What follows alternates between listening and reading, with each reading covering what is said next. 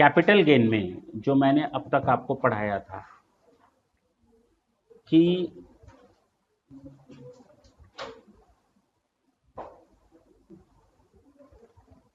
Charging section होता है, section 45 sub section 1 कहता है एनी प्रॉफिट और gain arising from transfer of a capital asset shall be charge to tax under the head capital gain in the same previous year in which the transfer took place.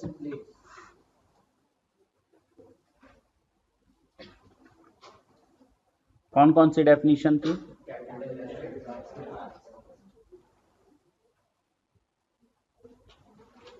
Capital asset की अगर definition की बात करें तो मैंने कहा था capital asset means any kind of property movable और immovable whether connected with the business of the SSE or not. Number 2, capital asset means securities held by FIIs. Capital asset means unit linked insurance plan, अगर याद हो तो मैंने बताया था unit linked insurance plan जहां पर प्रीमियम 2,50,000 से अधिक हो, exceeding rupees 2,50,000 and the particular ULIP is not covered under section 1010D. Capital asset doesn't include, पहला बताया था stock in trade, personal effect, agricultural land which is not situated in specified area, special bearer bond, gold deposit bond, national defence gold bond. अगर personal effect की बात करें तो personal effect doesn't include jewellery, painting, drawing, art, sculptures, hand writing, manuscript, ये सब आ जाएंगे, archaeological collections ये आ जाएंगे हमारे पर्सनल इफेक्ट में नहीं शामिल होते, और इसका मतलब ये कैपिटल एसेट होते हैं, पक्की बात है ना। दूसरा मैंने बताया था एग्रीकल्चरल लैंड। अच्छा, ज्वेलरी का मतलब बताया था, jewellery includes ornaments made of gold, silver, platinum or other any alloy containing one or more of them, whether sewn or worked into any wearing apparel or not, whether stone is attached और not, clear है। दूसरा मैंने कहा था any precious और semi precious stone, weather और worked into any furniture और utensils, clear है। इसके अलावा मैंने बताया था आपको ट्रांसफर की डेफिनेशन, ट्रांसफर में क्या क्या शामिल होता है। ट्रांसफर इंक्लूड्स सेल, एक्सचेंज और relinquishment of an asset, extinguishment of right therein, conversion of a capital asset into stock in trade, compulsory acquisition under any law, maturity or redemption of zero coupon bonds. Section 53 of transfer of property act 1882, और कोई भी property का allotment against the share holding और membership of a cooperative society, याद आया होगा। अच्छा, इसके बाद मैंने कहा था 3 केस लॉज आपके सामने रखे थे। पहला रखा था बनारसी लाल कटारिका का, जिसके पास चांदी के बर्तन, थाली, चमचे ये सब मिले थे। दूसरा मैंने बताया था एच महाराजा राणा हेमंत सिंह जी का केस, उसके यहाँ सोने चांदी के सामान, गिन्नियां ये सब मिली थी, उनको उसने सेल किया था तो वहां कैपिटल गेन लग गया था, उनको पर्सनल इफेक्ट नहीं माना गया था। तीसरा मैंने बताया था अनारकली साराभाई, और आज एक बच्चे ने क्वेश्चन पूछा कि सर आपने बोला था अनारकली साराभाई में रिडेम्पशन ऑफ प्रेफरेंस शेयर, यही तो मैंने बताया था, टेंटामोंट टू योर ट्रांसफर, ठीक है ना। अगर कोई कंपनी है उसने 100 रुपए का एक शेयर इश्यू किया, प्रेफरेंस शेयर 5 इयर्स के लिए, और कंपनी ये मिस्टर एक्स है जिसको दिया है, ये इस पर डिविडेंड पाता है 10 रुपए 10 रुपए 10 रुपए 10 रुपए 10 रुपए, टोटल 50 रुपीज इसको 5 साल में डिविडेंड मिले, that is his own income and will be charge to tax in the hands of the mister X. ये उसकी dividend income from other sources में टैक्सेबल होगी, इसमें कोई दिक्कत नहीं है, काट दें। अब 5 साल बाद ये एसेट कंपनी ने वापस ले ली, 100 रुपए वापस ले लिया, और इसको या तो कंसिडरेशन दिया होगा 110 या 100, हाँ या ना। तो according to the consideration received the capital gain shall be calculated, that's it, what's the problem in that. क्या दिक्कत है? 100 के बदले 100 मिला तो कैपिटल गेन 0, 100 के बदले 150 मिला तो कैपिटल गेन आ जाएगा। सब्जेक्ट टू इंडेक्सेशन किसका? अभी आगे पढ़ोगे, लॉन्ग टर्म है या शॉर्ट टर्म है उसके हिसाब से हम तय करेंगे। फिलहाल केवल इतना ही समझ लो, yes the capital gain shall be calculated with the amount received और कन्वर्टेड। हाँ है ना? तो यहां पर राइट छोड़ा जा रहा है और एसेट पर राइट हट रहा है, तो ट्रांसफर में कवर हो जाएगा। कैपिटल एसेट है या नहीं है? अच्छा, प्रेफरेंस शेयर कैपिटल एसेट है। कैसे मालूम? प्रेफरेंस शेयर कैसे कैपिटल एसेट है हमको बताओ। हाँ, कैपिटल एसेट की डेफिनेशन पढ़ लो, property of any kind movable और immovable whether connected into the business और not, securities held by FIIs, और तीसरा मैंने बताया यूलिप वाला। तो हाँ ठीक है, पहले वाले में ही आ जाएगा प्रॉपर्टी ऑफ एनी काइंड, क्योंकि ना तो ये एग्रीकल्चरल लैंड है, ना तो ये डिवेंचर गोल्ड डिपॉजिट बॉन्ड है, ना नेशनल डिफेंस गोल्ड बॉन्ड है, ना पर्सनल इफेक्ट है, ना स्टॉक इन ट्रेड है। तो हो गया हमारा ये कैपिटल एसेट, बात खत्म हो गई ना। क्लियर है? हमने ये चीजें कवर कर रखी थी। आज हम लोग आगे बढ़ते हैं सेक्शन 47 में। यहीं पर तो रुके थे। 46 मैंने कहा था देखेंगे आगे, लिक्विडेशन ऑफ कंपनी का केस हम लोग देखेंगे, पहले हम लोग सेक्शन 47 कवर करते हैं। सेक्शन 47 कहते हैं these are the transfers which are not to be regarded as transfer. ये वो ट्रांसफर हैं जिनको हम ट्रांसफर नहीं मानेंगे, और जब आप ट्रांसफर नहीं मानेंगे तो कैपिटल गेन अराइज नहीं होगा। याद आया? मैंने कहा था कैपिटल एसेट होनी चाहिए, ट्रांसफर होना चाहिए। अगर ये दोनों कंडीशन पूरी होती है तो कैपिटल गेन लग जाएगा। तो ये दोनों है तो कैपिटल गेन है, ये नहीं है तो ये नहीं लगेगा, ये नहीं है ये है तो भी नहीं लगेगा। बात ही खत्म हो गई। तो अभी तक हमने देखा कौन कौन सी कैपिटल एसेट हैं और ट्रांसफर हैं। इसके बाद हम लोगों ने देखा कि ये कैपिटल एसेट नहीं है, भले ट्रांसफर हो तो कैपिटल गेन नहीं लगेगा। ये दोनों तो हम कवर कर चुके हैं। अब हम देख रहे हैं कि ट्रांसफर हो रहा है, कैपिटल एसेट का हो रहा है, लेकिन हम उनको क्या नहीं मानेंगे, तो नहीं लगेगा। फिर बोलो, तो कौन से ऐसे ट्रांजैक्शन है जो ट्रांसफर तो हैं but only for the purpose of charging them on them capital gain, will not treat them transfer. हाँ है ना? कौन से ऐसे ट्रांजैक्शन है? पहला बताया था आप लोगों को, अगर याद हो, partition of HUF, partition of. दूसरा मैंने बताया था गिफ्ट विल और इररिवोकेबल ट्रस्ट। अगर इररिवोकेबल में दो बताए थे, रिवोकेबल भी होता है और इररिवोकेबल भी होता है। इररिवोकेबल का मतलब कि बेनिफिशियरी की लाइफ टाइम के लिए जब हम किसी एसेट को ट्रांसफर करते हैं, और रिवोकेबल का मतलब होता है ट्रांसफर तो कर दिया लेकिन कोई ना कोई उसमें अपना राइट वेस्ट कर दिया है, डायरेक्टली और इनडायरेक्टली, चाहे एसेट या उसके पार्ट, इनकम या उसके पार्ट के ऊपर। अब समझ में आई बात?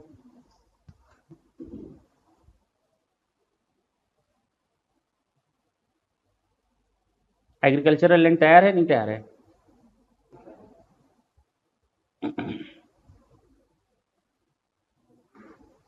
पहला, distribution of a capital asset on the partition of HUF, transfer of a capital asset bye way of gift will और अंडर इररिवोकेबल ट्रस्ट। हाँ या ना?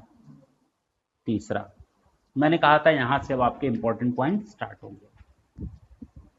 अगर कोई होल्डिंग कंपनी अपनी सब्सिडरी कंपनी को या कोई सब्सिडरी कंपनी अपनी होल्डिंग कंपनी को कोई कैपिटल एसेट ट्रांसफर करता है, तो अगर कोई होल्डिंग कंपनी अपनी सब्सिडरी कंपनी को या कोई सब्सिडरी कंपनी अपनी किसी होल्डिंग कंपनी को कोई कैपिटल एसेट ट्रांसफर करता है, कैपिटल एसेट ट्रांसफर करता है, तो उस केस में कैपिटल गेन कैलकुलेट हो जानी चाहिए, हो जानी चाहिए, हो जानी चाहिए, हो जानी चाहिए। सेक्शन 47 कहता है नहीं होगा, बशर्ते holding company holds 100% share capital of subsidiary company.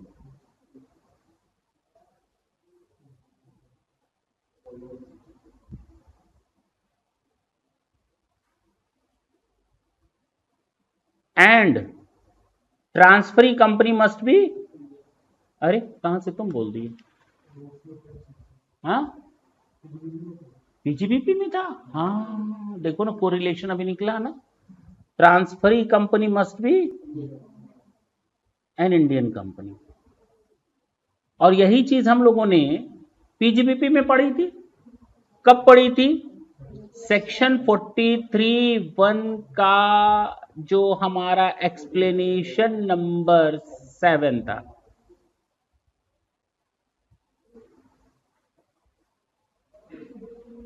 पांचवा आपका हाउस का था, 6 आपका एमलगमेशन का था, 7th आपका होल्डिंग टू सब्सिडरी था, इंटरेस्ट ऑन लोन 8 था, 9वां सैंडविच क्रेडिट था, 10वां बाप नंबरी बेटा 10 नंबरी याद आया होगा, हाँ या ना? तो ये 7 था। इसमें हम लोगों ने यही चीज देखी थी, लेकिन वहां क्या बोला था सुन लो, अब दोनों को हम कनेक्ट करते हैं, याद हो जाएगा।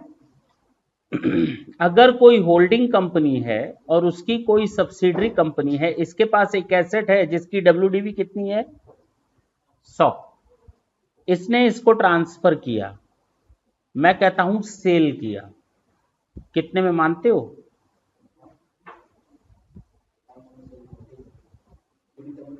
एक मिनट, इत्मीनान से। तो अगर पीजीबीपी चैप्टर की बात करें तो मैंने कहा था actual cost to subsidiary company, जिसके पास एसेट आ रही है मालिक, उसके लिए एक्चुअल कॉस्ट की बात सेक्शन 43(1) में की गई है। कहा गया था डब्ल्यूडीवी ही इसकी मान ली जाएगी एक्चुअल कॉस्ट। एक्चुअल कॉस्ट कितनी लेंगे? बशर्ते holding company hold 100% share capital as well as the transferee company is an Indian company, यानी सब्सिडरी कंपनी इंडियन कंपनी में बोला था ये। तो ये पीजीबीपी में कवर हो गया था। अब कहता है कि जब हम इस एसेट को मान लो सेल करते हैं, क्या करते हैं? 600 रुपए में सेल करेंगे। आज नहीं तो सब्सिडरी कंपनी 5 साल बाद सेल करेगी, कितने रुपए में? 600 में। तो इसके लिए हम क्या कैलकुलेट करेंगे? Capital gain. सेल कंसिडरेशन कितना लेंगे? 600। और कॉस्ट ऑफ एक्विजिशन कितना लेंगे?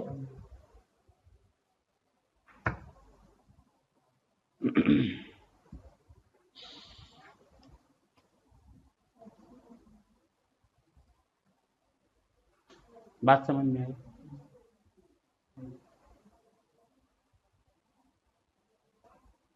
जब ये एसेट सेल होती है तो इसको सेल माना ही नहीं गया है। पहली बार जब holding company transfer company subsidiary company को एसेट ट्रांसफर कर रही है तो ट्रांसफर माना ही नहीं गया है। क्या नहीं माना गया है? तो जब होल्डिंग कंपनी सब्सिडरी कंपनी को एसेट ट्रांसफर करेगी तो उसको ट्रांसफर नहीं माना गया। ट्रांसफर ना मानने का मतलब ये मत ले लेना कि अभी भी एसेट होल्डिंग कंपनी के पास है, ना ना ना ना। ट्रांसफर ना मानने का मतलब है दो कंडीशन थी, कैपिटल एसेट होनी चाहिए और ट्रांसफर होना चाहिए।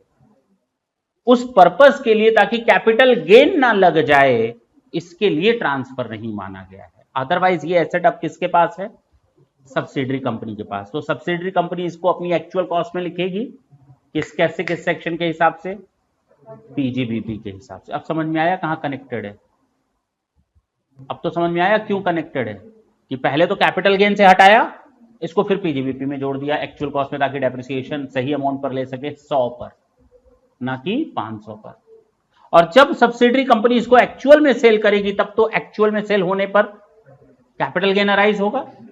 तो इसके लिए एक्चुअल कॉस्ट थी कितने की? 100 आ गई थी, और सेल कितने में किया इसने? 600 में। आ गया गवर्नमेंट के पास टैक्स आ गया पूरा का पूरा। दिक्कत क्या है? अब कहोगे सर इधर सेल मानकर अगर कैपिटल गेन गवर्नमेंट ले लेती, दिक्कत क्या थी? आपको कौन सी बड़ी प्रॉब्लम थी? क्या कोई आदमी अपने आप को ही सामान बेच करके प्रॉफिट या लॉस कमा सकता है? सर आपको क्या दिक्कत है? गवर्नमेंट को तो टैक्स देगा ना। 100 रुपए का सामान अगर वो 500 में बेच रहा है तो गवर्नमेंट को 400 पर टैक्स मिला कि नहीं मिला? मिलेगा नहीं मिलेगा? दिक्कत है क्या गवर्नमेंट को? होनी चाहिए क्या दिक्कत? अरे बोलते क्यों? होनी चाहिए या नहीं? बिल्कुल होनी चाहिए। अगर ये 1 रुपए में ट्रांसफर कर दे तो तब क्या करूं? 100 का 500 तो दिख रहा है, 100 का 1 भी तो हो सकता है। अगर हम 500 अलाउ करेंगे तो 1 भी तो अलाउ करना पड़ेगा, तब क्या होगा? ये अपना लॉस डिक्लेयर कर देगा, कौन, ये होल्डिंग कंपनी, और लॉस पर क्या करेगी, कैरी फॉरवर्ड करेगी। और घर का पैसा घर में ही रहा, हो 100% शेयर होल्डिंग है भाई, कितनी, तो क्या फर्क है आइडेंटिटी में, 100% शेयर होल्डिंग का मतलब सारा का सारा उसका प्रॉफिट, सारा का सारा मेरा प्रॉफिट एक ही है। तो इसको इसलिए ट्रांजैक्शन माना ही नहीं गया। आप बेवकूफ नहीं बना सकते गवर्नमेंट को, क्या नहीं बना सकते, ठीक है ना, बात समझ में आई। तो सबसे पहले इस ट्रांजैक्शन को हटाया गया, कैपिटल गेन नहीं मानेंगे, और इसकी एक्चुअल कॉस्ट को यहां ले आया गया पीजीबीपी के थ्रू। डेप्रिसिएशन अब सब्सिडरी कंपनी 100 पर ही क्लेम करेगी। अरे अरे अरे अरे अरे, एक बात बताओ, क्या आप भी सर गलत बोलते हैं।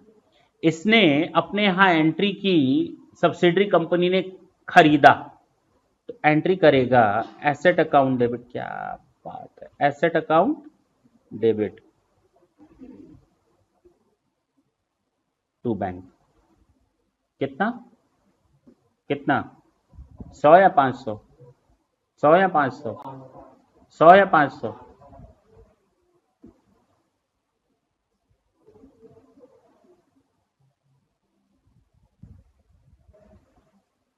एक्चुअल में तो यही हुआ है ना, एक्चुअल में तो यही हुआ है ना। तो अब इसको डेप्रिसिएशन कितने पर मिलेगा, 500 पर या 100 पर, हाँ, बस बात खत्म। टैक्स के हिसाब से 100 पर, हमने 50 बार तो लोग बोला है जर्नल एंट्री देख करके अपने डिसीजन मत लिया करो, अकाउंट्स का दूर दूर तक कोई लेना देना नहीं है, तुम लोग यही उलझ करके रह गए। करने दो एंट्री, टैक्स के हिसाब से तो 100 पर कैलकुलेशन होगा, बात खत्म हो गई ना, क्लियर हुआ। तो हाँ, तो बार बार वहां मत दौड़ जाया करो कि सर एंट्री तो ये हुई होगी, एंट्री से क्या लेना देना। चलें आगे। अच्छा, अब वापस मैं दोबारा एक बार बोलता हूं, जरा ढंग से सुनना। मैंने कहा if any holding company transfers its capital asset to its subsidiary company, or subsidiary company transfers its capital asset to holding company, then these transactions shall not be regarded as transfer, provided that these two conditions are satisfied. Number one condition, holding company holds 100% share of the subsidiary company, and the transferee company must be an Indian company. पक्का। Holding company ने subsidiary को transfer किया, तुम जवाब देना बाबू, गलत। Holding company ने subsidiary company को ट्रांसफर किया, तो होल्डिंग कंपनी के पास शेयर होने चाहिए किसके, कितने, पक्का। अगर सब्सिडरी कंपनी होल्डिंग कंपनी को ऐसे ट्रांसफर कर रही है, तो इसके कितने शेयर इसके पास होने चाहिए,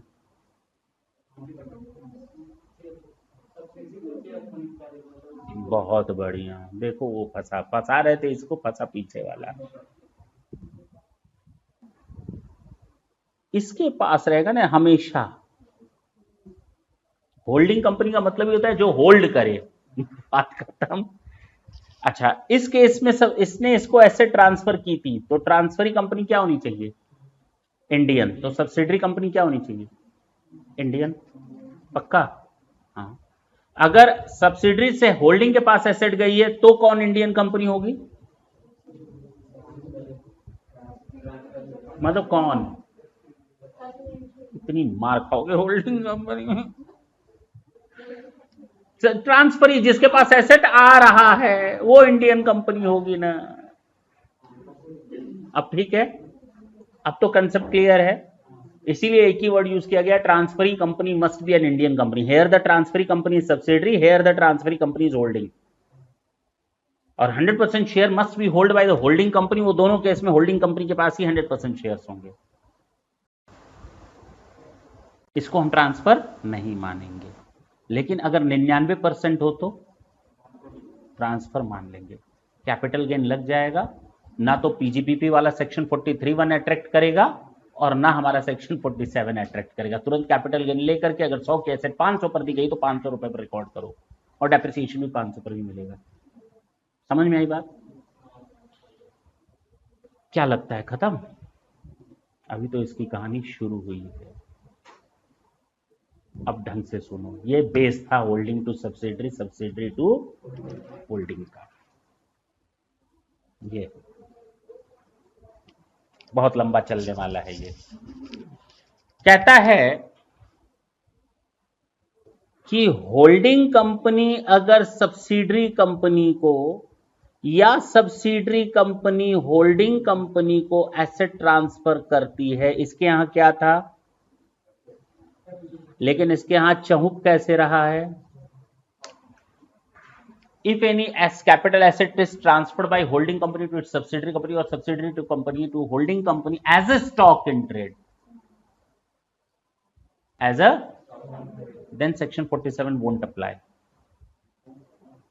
नहीं अप्लाई होगा, ये ट्रांसफर मान लिया जाएगा। स्टॉक इन ट्रेड की तरह आप ट्रांसफर नहीं कर सकते। बोलो, होल्डिंग कंपनी ने सब्सिडरी को या सब्सिडरी ने अपनी होल्डिंग कंपनी को स्टॉक इन ट्रेड की तरह ट्रांसफर किया है, तो exemption under section 47 shell not be available. Is it clear? पक्की बात है? चलें आगे, फिर सुनो।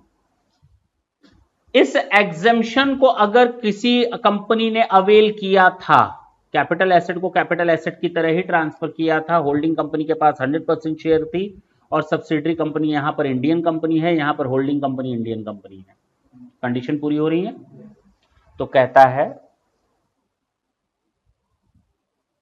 इसको बेनिफिट मिल गया, इसको मिला या किसको मिला, किसको मिला, किसको मिला बेनिफिट, लेने वाली कंपनी को या देने वाली कंपनी को? देने वाली कंपनी को। सेक्शन 47 यहां मिलेगा ना, ट्रांसफर नहीं मानोगे तो यहां कैपिटल गेन अराइज नहीं होगा। क्या बात करो, कहा तुम लोग कौन सी जिंदगी जी रहे हो, इतना कंफ्यूजन क्यों है भाई? तो प्लेन है कि जो सेल करता है कैपिटल गेन उसी के हाथ में आएगा, और यहीं पर कैपिटल गेन की माफी अगर ट्रांसफरर कंपनी को ही तो देंगे, तो इसके यहां नो कैपिटल गेन। क्या कहते हैं, यानी इसको 8 साल गवर्नमेंट ने कहा कि बेटा एक काम करो, ये ट्रांसफर तो कर दिए, फायदा उठा लिए सेक्शन 47 का, no capital gain, no capital gain, फायदा उठा लिए। इसने कहा हाँ उठा लिए फायदा। जैसे ही सरकार मुड़ी, सरकार ने ये जो बेनिफिट दिया था दो कंडीशंस के बेस पर दिया था कि सब्सिडरी कंपनी इंडियन कंपनी होनी, ट्रांसफरी कंपनी इंडियन कंपनी होनी चाहिए और 100% शेयर होल्डिंग होनी चाहिए। मान लो जो ट्रांसफरी कंपनी है अब वो इंडियन कंपनी ना रही, तो क्या ये बेनिफिट मिलना चाहिए था? नहीं, नहीं मिलना चाहिए था। या होल्डिंग कंपनी के पास अब 100% शेयर ना रहे, 90% शेयर रहे, तो क्या ये बेनिफिट मिलना चाहिए था? नहीं मिलना चाहिए था। तो सरकार ने कहा 8 साल तक ऐसी गलती ना करना। कितने सालों तक? पहली चीज। अच्छा, दूसरा ये भी कहा था कि अगर आपको ये स्टॉक इन कैपिटल एसेट को कैपिटल एसेट की तरह ट्रांसफर कर दिया, जैसे ही सरकार मुड़ी वापस गई, तुरंत इस कैपिटल एसेट को स्टॉक इन ट्रेड में कन्वर्ट कर दिया, तो ये भी एक गलती हो गई। तो गवर्नमेंट ने कहा भाई आपको ये गलतियां नहीं करनी है। क्या नहीं करनी है? कितने सालों तक? अगर 8 साल के अंदर आपने बेनिफिट ले लिया, पहली कंडीशन इंडियन कंपनी, दूसरी कंडीशन 100% शेयर होल्डिंग, तीसरी कंडीशन कि कैपिटल एसेट को कैपिटल एसेट में ट्रांसफर करना है, स्टॉक इन ट्रेड की तरह ट्रांसफर नहीं करना है। तो आपने गलती क्या कर दी? 8 साल के अंदर कैपिटल एसेट को स्टॉक इन ट्रेड में कन्वर्ट कर दिया। जिस कंपनी ने खरीदा था उसने गलती कर दी। दूसरा 100% शेयर होल्डिंग नहीं रही। तो गवर्नमेंट कहेगी बेटा एक काम करो, 8 साल बीता नहीं है, जो तुम्हें बेनिफिट दिया था ना मैंने, लाओ टैक्स लाओ वापस। क्या करो? उस पर टैक्स दो। गलती हो गई थी ना, अकाउंट को हम रीओपन करेंगे बेटा, जाओ। समझ में आई बात? According to section 47A withdrawal, in if any of the following events occur within a period of 8 years from the date of transfer of capital asset. From the date of transfer of capital, the capital gain so exempted earlier shall be charged to tax in the hands of the company, in the hands of the कौन सी company, जिसके हाथ में ऐसा फायदा पहुंचा था, जिसने ऐसा फायदा उठाया था, उसके पास दोबारा टैक्स लगा दो, हाँ या ना, उस साल लगाओगे जिस साल ऐसा ट्रांसफर हुआ. The holding company doesn't continue to hold 100% share, the transferee company converts into a stock in trade. बात समझ में आई? क्लियर हुआ? अगर आप ये दो गलतियां करेंगे तो आपके ऊपर क्या लग जाएगा, टैक्स लग जाएगा. जो चीज छोड़ी गई थी, माफ की गई थी सेक्शन 47 के हिसाब से, वो वापस विड्रॉल कर ली जाएगी. फिर से एक बार बोलें, अगर कोई holding company subsidiary company holding company को कोई कैपिटल एसेट ट्रांसफर करता है तो वो कैपिटल गेन में नहीं आएगा, क्योंकि उसको ट्रांसफर नहीं मानेंगे, क्योंकि दो कंडीशन तैयार रहती है. होल्डिंग कंपनी के पास 100% शेयर होल्डिंग होती है और ट्रांसफर कंपनी इंडियन कंपनी है. कहा गया अगर कोई capital asset stock in trade की तरह ट्रांसफर होगा तो वहां पर ये सेक्शन कवर नहीं होगा और वहां पर कैपिटल गेन लग जाएगा. नेक्स्ट बताया कि withdrawal of section 47 under section 47A, जो 47 में बेनिफिट दिया गया उसको विड्रॉल कर लेते हैं 47A के हिसाब से, कि अगर कैपिटल एसेट कन्वर्ट कर दी जाए स्टॉक इन ट्रेड में, बाद में जो इसने खरीदा था 8 साल तक उसने कैपिटल एसेट की तरह नहीं रखा, जिसने खरीदा था कितने सालों तक, 8 सालों तक, उसको किस में कन्वर्ट कर दिया, स्टॉक इन ट्रेड में. दूसरा, होल्डिंग कंपनी के पास 100% शेयर नहीं रहा, तो जो हमने माफ किया था सेक्शन 47 का टैक्स, वो भैया वापस टैक्स लगा दो.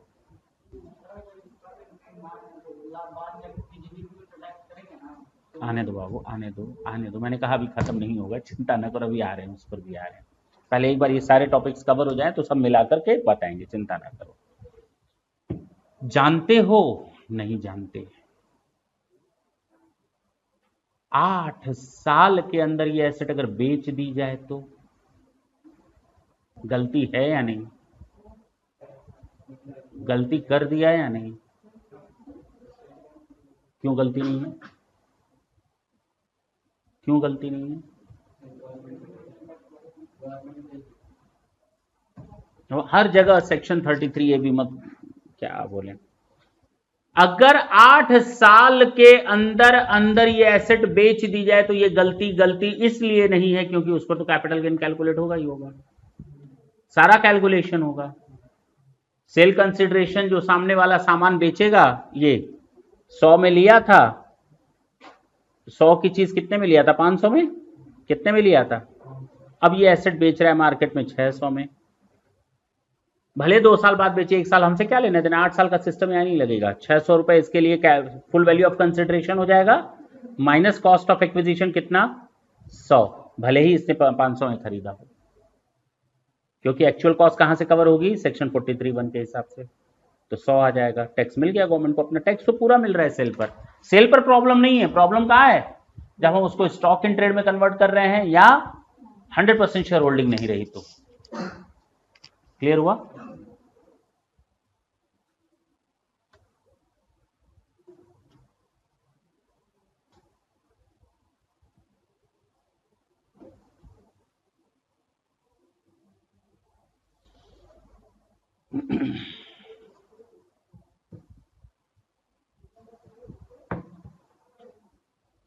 होल्डिंग कंपनी ने सब्सिडरी कंपनी को अपनी WDV 100 रुपए वाली एसेट ट्रांसफर किया है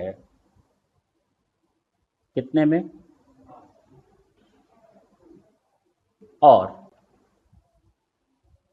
विद इन 5 years या तो स्टॉक इन ट्रेड में कन्वर्ट कर लिया या 100% शेयर होल्डिंग नहीं रही, तो कहा गया कि इसके लिए आ जाएगा सेल, जो होना चाहिए था, जो माफ किया गया था, कॉस्ट, इंडेक्सेशन होगा नहीं होगा बात की बात है, ठीक है ना, आगे देखेंगे. हो गया पक्की बात, सरकार ने ये माफ किया हुआ था, टैक्स लग जाएगा ना, बात खत्म. कुछ और? कुछ और? हाँ, आधा हुआ। अरे जब ये 100-500 हमने इसको ट्रांसफर नहीं माना था तो इसके पास एक्चुअल कॉस्ट कितनी मान ली थी? 100 मान लिया था ना। अब जब ये ट्रांजैक्शन नहीं माना गया, एग्जेम्प्ट नहीं माना गया, ट्रांसफर नहीं माना गया था तब, लेकिन अब ट्रांसफर मान लिया जाएगा, सेक्शन 47 हटा दिया जाएगा तो सामने वाले के ऊपर टैक्स लग गया, तो इसके अभी भी 100 रहने दे। क्या कितना ले दे? अब समझ में आई बात? क्लियर हुआ? चेंज हो जाएगा। चलें आगे, प्रैक्टिकल देखेंगे, चिंता ना करना। हाँ, क्या पूछ रहे थे तुम?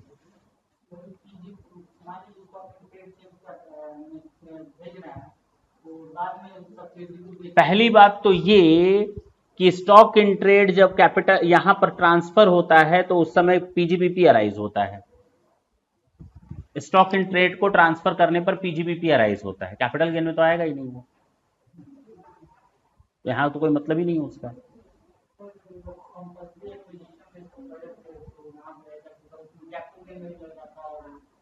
बाबू असल में एक मैं बात बोलूं, पहली चीज तो सब लोगों के दिमाग में ये बात बिल्कुल बैठा दूं कि अगर कुछ पढ़े हुए हो, मेरे लिए रॉ मटेरियल को फिनिश गुड्स बनाना आसान है,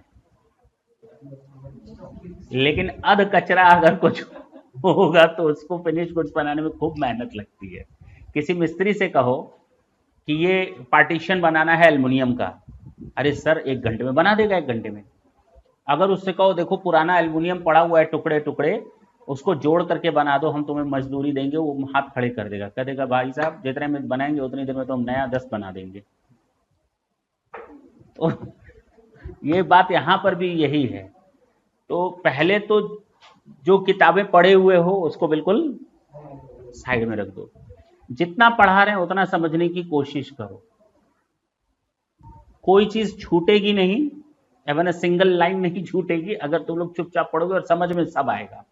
जहां तुम लोगों ने इसको दूसरी जगह से कनेक्ट करना, हम जहां कनेक्ट करवाना है कनेक्ट करवा रहे हैं, जहां कनेक्ट नहीं करवाना वहां कनेक्ट मत हो जाओ।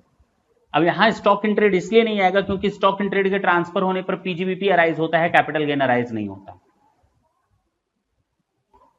बात समझ में आई? क्लियर है? अरे बोलते क्यों नहीं?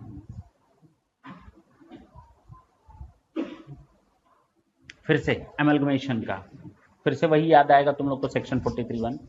अगर अमेलगमेशन के प्रोसेस में अमेलगमेटिंग कंपनी, कौन? अमेलगमेटिंग company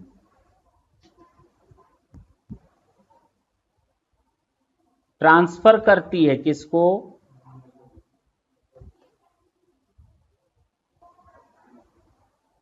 In the case of the amalgamation process, if any capital asset is subject matter of transfer from amalgamating company to the amalgamated company or amalgamated company to the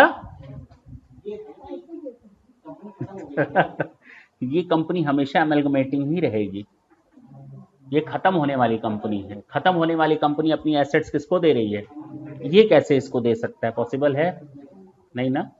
तो केवल इतना है, in the case of the amalgamation process if any asset are subject matter of transfer from the amalgamating company to the amalgamated company and transferring company is an Indian company, then such transfer shall not be regarded as transfer, no any capital gain shall be calculated. अगर याद करो section 43(1) के explanation number 6 में तो मैंने कहा था इसके लिए एक्चुअल कॉस्ट कितनी मान ली जाएगी?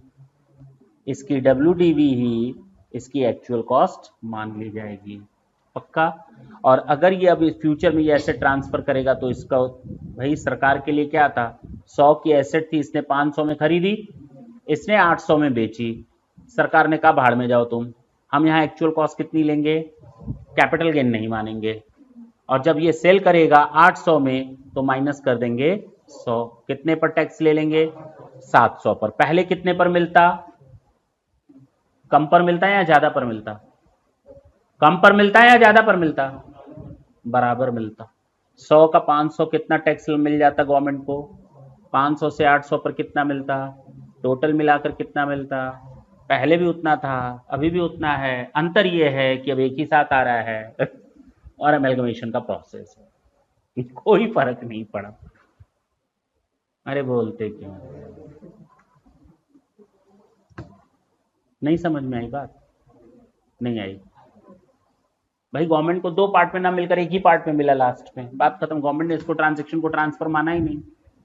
तो ये सोचना कि सरकार को नुकसान होगा या फायदा होगा, सरकार अपने नुकसान या फायदे पर नहीं, एक यूनिफॉर्मिटी लेकर के चल रही है हर जगह, ठीक है ना।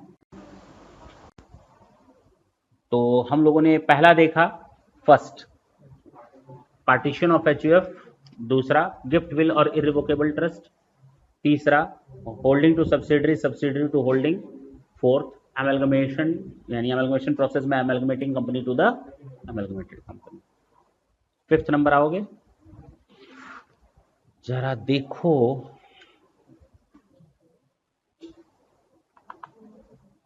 उसके नीचे, जरा देखो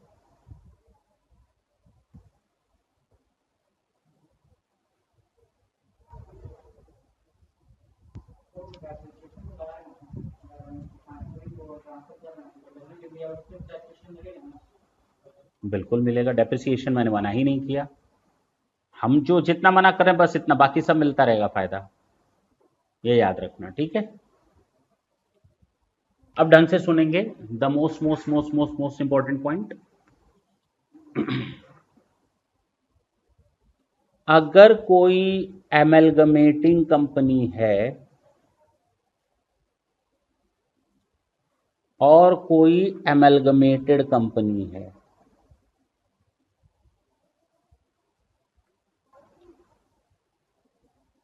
ये फॉरेन एमलगमेटिंग कंपनी है और ये फॉरेन एमलगमेटेड कंपनी है। ये चाइचू वाली थी और ये चाइचू वाली थी। हो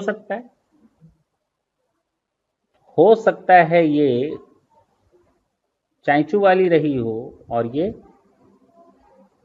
कुछ भी हो सकता है, फॉरेन टू फॉरेन होना चाहिए, पक्की बात है। अब तो कंफ्यूजन नहीं है। अगर फॉरेन अमेलगमेटिंग कंपनी से का अमेलगमेशन फॉरेन अमेलगमेटेड कंपनी करती है तो मोदी साहब उछल उछल करके जाएंगे और कहेंगे हमको टैक्स दो इससे, चाइना वाली कंपनी से। हाँ, क्यों जाएंगे? अच्छा, इंडिया से मतलब नहीं है? नहीं, इंडिया में कुछ नहीं।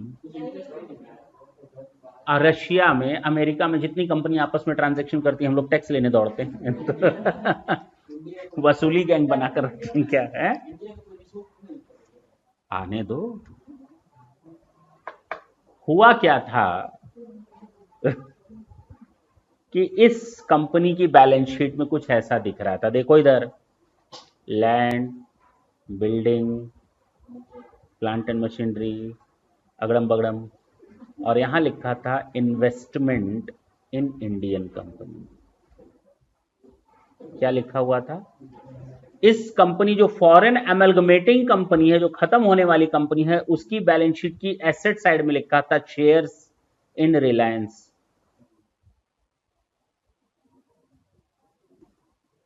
Shares in Tata. नहीं समझे मेरी बात? हो गया, अब बाय बाय। ये कंपनी अपनी सारी की सारी एसेट्स कहां ट्रांसफर कर रही है? Foreign amalgamated company. तो भाई इससे तो हमको कोई लेना देना नहीं, हम इंडियन ठहरे, लेकिन इंडियन कंपनी के शेयर्स अगर एक जगह से दूसरी जगह जाएंगे तो ट्रांसफर हो जाएंगे या नहीं हो जाएंगे? हो जाएंगे ना, हो जाएंगे ना। तो गवर्नमेंट ने कहा कि ट्रांसफर तो है लेकिन हम ट्रांसफर नहीं मानेंगे, बशर्ते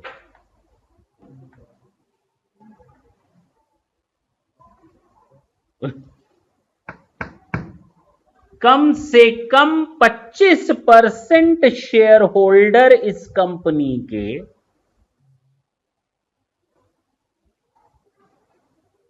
क्या बोला मैंने? कम से कम इस कंपनी के 25% शेयर होल्डर इस कंपनी के शेयर होल्डर बनने को तैयार हो जाए। एसेट लायबिलिटी जा रही है तो कहीं ऐसा तो नहीं ये लोग उस कंपनी को सारे के सारे लोग टाटा बाय बाय बोल दें। एसेट लायबिलिटी जा रही है इसने खरीद लिया, इसने इन लोगों को कैश देकर भगा दिया सबको,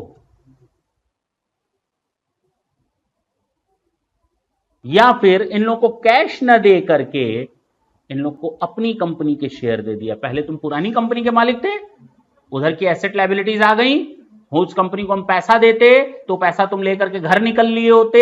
एक काम करो, तुम हमारी कंपनी का शेयर ले लो।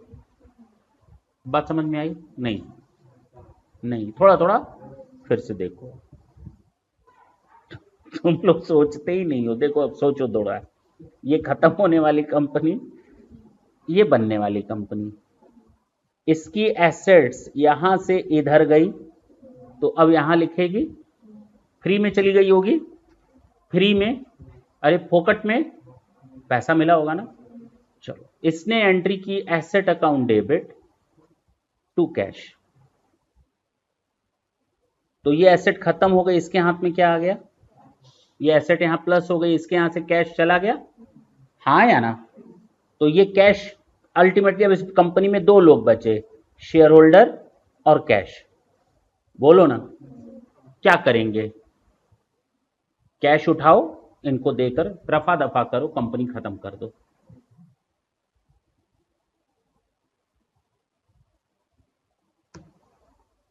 हमने एक कंपनी की बैलेंस शीट ऐसे देखी, इधर लिखा हुआ है कैश, इधर लिखा हुआ है शेयर होल्डर। क्या कंपनी है भी? कंपनी खत्म हो चुकी है ना? नहीं, कंपनी अभी भी है, एसेट है कंपनी के पास। क्या बात कर रहे हो? कंपनी जिंदा है और कंपनी को मारना है। कंपनी कैसे मरेगी? कैसे करेंगे? बैलेंस शीट को जब तक जीरो नहीं कर देंगे तब तक कंपनी जिंदा है। क्या है? कंपनी जिंदा तब तक रहेगी जब तक कि बैलेंस शीट का दोनों हिस्सा क्या ना हो जाए। कैसे होगा जीरो? क्योंकि 100 की कैश है, 100 का शेयर होल्डर है, कैसे जीरो करोगे? हाँ, बस share holder account debit to cash कर दो, खत्म हो गया, जीरो हो गया। यानी शेयर होल्डर इस कैश को लेकर के घर निकल लिए। अगर ऐसी सिचुएशन आएगी तो वहां पर ट्रांसफर माना जाएगा, कैपिटल गेन कैलकुलेट होगा इस कंपनी के हाथ में। लेकिन अगर इस कंपनी के 25% शेयर होल्डर, कितने, यहां से 25% शेयर होल्डर निकल करके इस कंपनी के शेयर होल्डर बन जाएं, यानी asset account debit to cash न करके शेयर कैपिटल हो जाए, तो कुछ मान लो कैश ना आकर के क्या आ गया, शेयर्स इन न्यू कंपनी। कितना हो गया? कैश नहीं आया, अब क्या आ गया? Shares in new company. अब क्लियर है? पक्की बात? अब कंपनी इन लोगों को क्या बांटेगी? नए शेयर। इसके पास क्या थे? पुराने शेयर। किस कंपनी के थे? खत्म होने वाली कंपनी के। इनको खत्म करो, इनको क्या दे दो? नई कंपनी के शेयर दे दो और रफा दफा कर दो। अब तो समझ में आई बात? हम इस कंडीशन की बात कर रहे हैं कि जब पुरानी कंपनी के शेयर होल्डर अभी भी नई कंपनी में कम से कम 25% शेयर होल्डर आने को तैयार हो जाएं। अब क्लियर है? वापस आए, दोबारा बता रहे हैं, ढंग से सुनना। अगर नहीं समझ में आया अब दोबारा समझोगे, ढंग से समझ में आया। मैंने कहा in the process of the amalgamation, in the process of amalgamation, if any amalgamating company is transferring its capital asset to the amalgamated company, then no any transfer shall be considered if transferring company is an Indian company. हाँ या ना? किस case में बताया था? जब India का case था। लेकिन जब foreign amalgamating to foreign amalgamated company का केस आएगा तो वहां पर इंडिया का क्या काम? कोई काम नहीं है। इंडिया का कोई काम नहीं है। लेकिन इंडिया का काम उस समय आ जाएगा जब खत्म होने वाली कंपनी की बैलेंस शीट में शेयर्स इन इंडियन कंपनी हो या इन्वेस्टमेंट इन इंडियन कंपनी हो, तो वो भी तो नई कंपनी में चले जाएंगे। और जब वो नई कंपनी में जाएंगे तो ट्रांसफर हो गया, इंडिया को क्या चाहिए? कैपिटल गेन टैक्स चाहिए। लेकिन कहा गया माफ कर देते हैं, हमने अपने यहां माफ कर रखा है अमेलगमेशन में, चलो तुम्हारे यहां भी माफ करते हैं, बशर्ते कम से कम 25% शेयर होल्डर इस नई कंपनी में जाने को खा पीकर पचाने वाला सिस्टम ना हो। अगर तुम लोग खा पी कर पचाओगे तो हमको भी फिर खा करके पचाने दो। नहीं समझे? फिर मेरा हिस्सा हमको दे दो। पहली कंडीशन समझ में आई? जो समझे हो गलत समझे हो, 2 मिनट बाद समझ में आएगा। दूसरी कंडीशन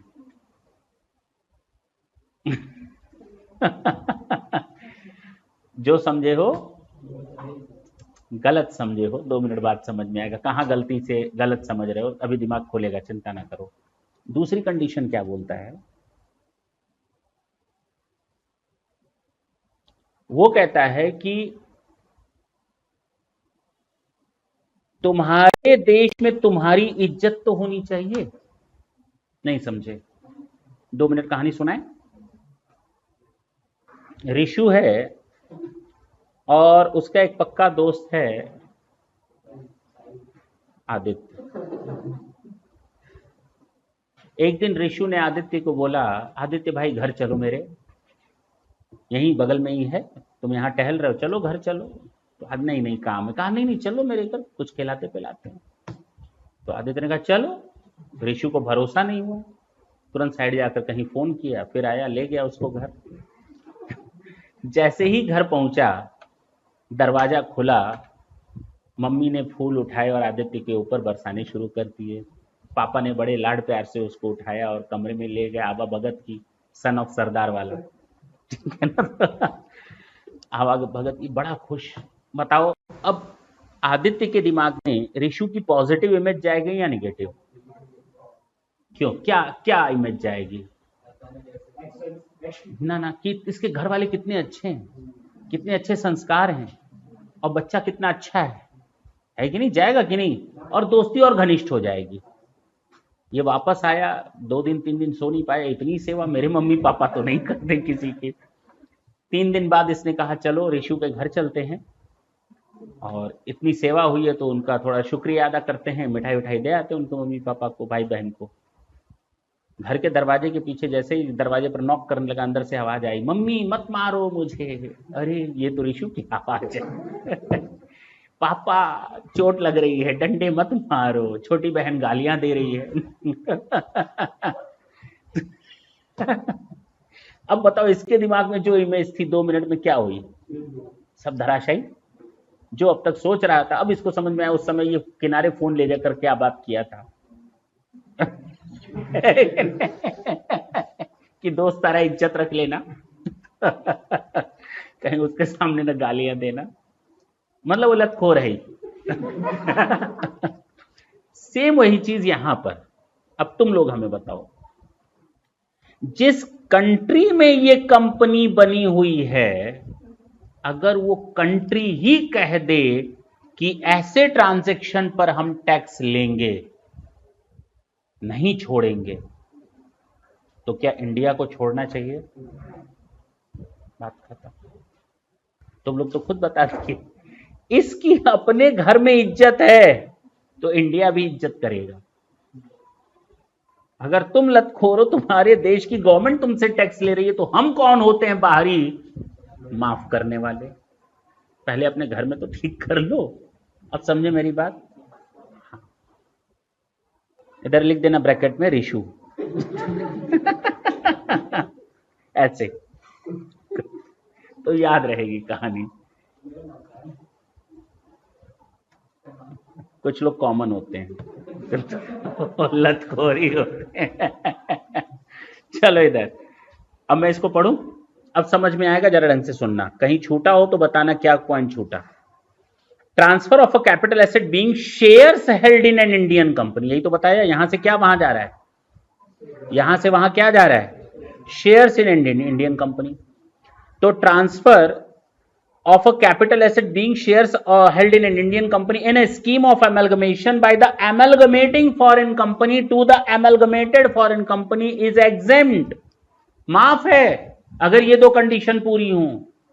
पहली कंडीशन, कम से कम 25% शेयर होल्डर वहां जाने को तैयार हों, और साथ ही साथ दूसरी कंडीशन कि जिस देश में, गंगा बहती है नहीं, जिस देश में ऐसी खत्म होने वाली कंपनी एग्जिस्ट कर रही है, उस कंट्री में ऐसे ट्रांजैक्शन पर कैपिटल गेन टैक्स नहीं लगता। तो माफ होगा। अब तो समझ में आई बात। In the case of the foreign amalgamating company to the foreign amalgamated company, shares held in an Indian company is subject matter of transfer. Then no capital gain shall be calculated if both of these two conditions are satisfied. Number one, at least 25% shareholder of the amalgamated foreign amalgamating company are ready to become the shareholder of the foreign amalgamated company, and no any taxes are to be charged in that country in which such a foreign amalgamating company is incorporated. अब समझ में आगे चले, अभी तो मजे शुरू हुए हैं, लेकिन कंसेप्चुअल करोगे रटना नहीं पड़ेगा, रीजन पता चल जाए तो रटना नहीं पड़ेगा। मैंने कहा था जो समझे हो गलत समझे हो, प्रूफ करके दिखाएं। ए बी सी डी,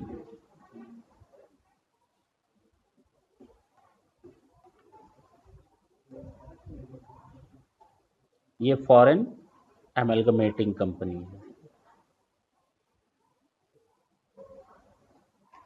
और इसको खरीदने वाली एक फॉरेन एमलगमेटेड कंपनी। बोलो,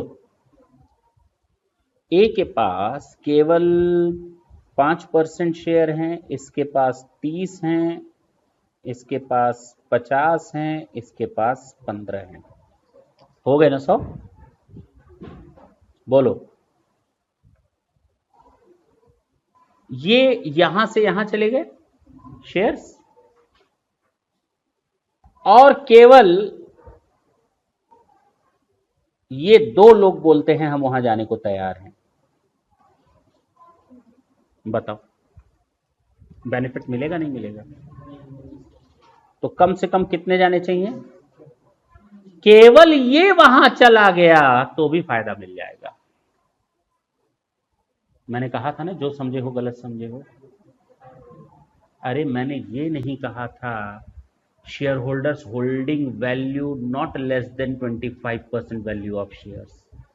मैंने कहा था 25% शेयर होल्डर, 4 शेयर होल्डर हैं, 4 का 25% 1 होता है, तो कोई भी एक बंदा यहां से उठकर वहां चला जाएगा तो काम हो गए।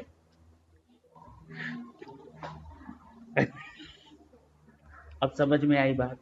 हमने कहा बोला था share holders at least 25% share holder, मैंने ये नहीं बोला था share holders holding not less than 25% value of shares. मैंने ऐसा तो वर्ड नहीं यूज किया था, नहीं यूज किया था ना, मैंने केवल ये कहा था 25% शेयर होल्डर। तो अगर 10 शेयर होल्डर होते और 2.5 लोग कम से कम वहां चले गए होते, 3 लोग, तो भी मान लेते। मान लो, अब तुम लोग बताओ, अब सच सच तुम लोग बताना, इसके पास केवल 1% शेयर है, इसके पास 19%, केवल अकेला ये यहां जा रहा है, मिल जाएगा? अब देखो तुम लोग ठीक हो। अब समझ में आया फर्क? देखो यहां क्या लिखा हुआ है,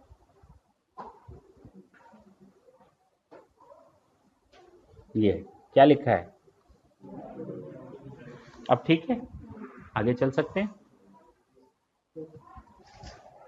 चलिए।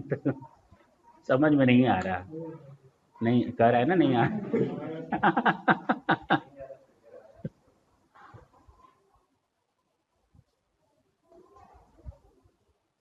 इसको 2 मिनट के लिए स्किप करते हैं, बीमार होने से अभी कोई फायदा।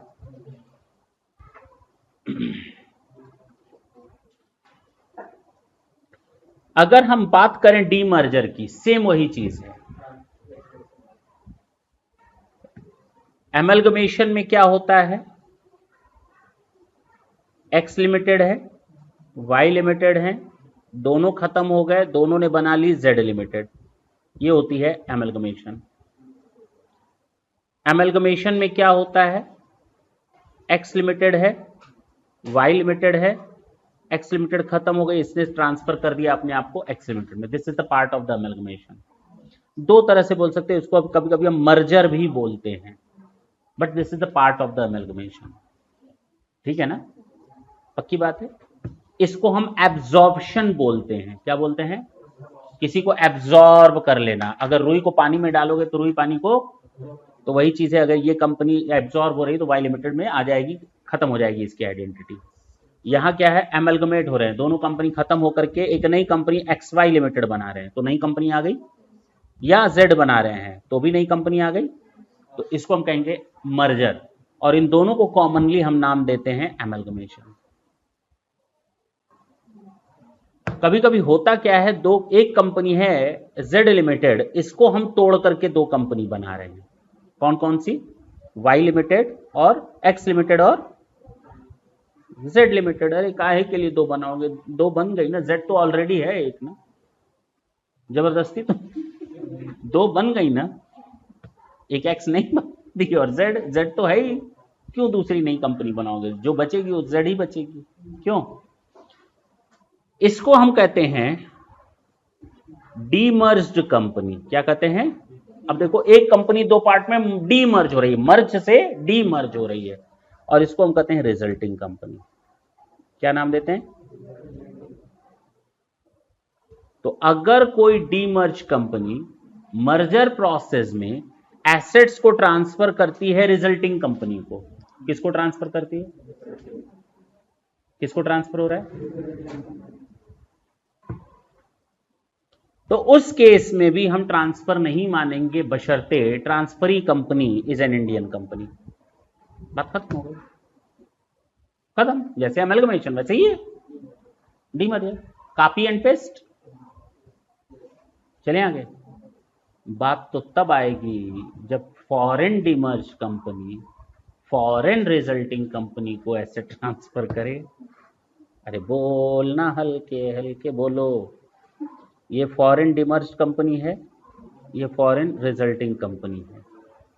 प्रॉब्लम तो तब आएगी, देखो उसको तबीयत खराब हो गई, share in an Indian company. अभी तो लिस्ट शुरू हुई है, ये जाएगा 35 तक और ये 35, लेकिन कोई टफ नहीं है इस चैप्टर में। अगर यही जो चल रहा है, बच्चे कैपिटल गेन में जानते हो फंसते क्या है, तुम लोग अपनी बुक खोल लो, जैसे तुम लोगों ने सेक्शन 43 देखा था 1 से लेकर 13, कहीं कोई दिक्कत आई, वही बुक से पढ़ोगे तो कहीं पर एक जगह दिया है 10 पेज बाद दूसरा दिया है, 3 पेज बाद दूसरा दिया है, हमेशा कंफ्यूजन, क्योंकि सिस्टम में है ही नहीं, रटना पड़ता है वहां पर बच्चों को, क्या करना पड़ता है, और यहां क्या है, एक सिस्टम में पढ़ लिया तो रटने की जरूरत नहीं है। वही चीज यहां पर भी है, सेक्शन 47 कभी एक जगह दिखता है, कभी दूसरी जगह दिखता है, लिखता है 47(5), 47(9). अब बच्चा कितना रट्टा मारेगा भाई, इतना दिमाग भी तो हो, क्यों ना सारे 47 के पॉइंट एक साथ लाइन बाय लाइन तैयार कर लिए जाएं, और एक बार अगर सेक्शन 47 खत्म हो गया, समझ लो इस चैप्टर का 60% हेडेक तुम लोगों ने खत्म कर दिया। 50 to 60% हेडेक जो होता है इस चैप्टर का, अकेला यही सेक्शन अपने ऊपर लेकर चलता है।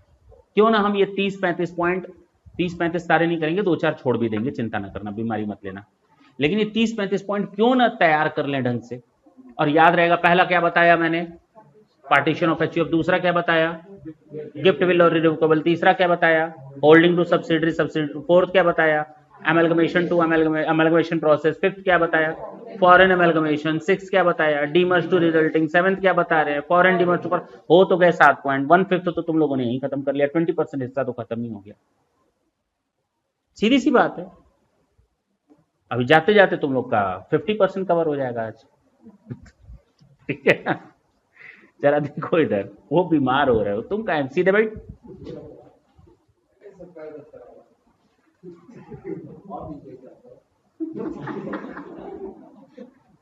और दीजिए।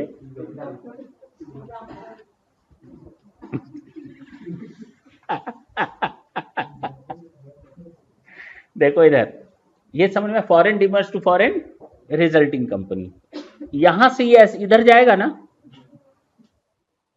कम से कम कितने % शेयर होल्डर वहां बन जाए,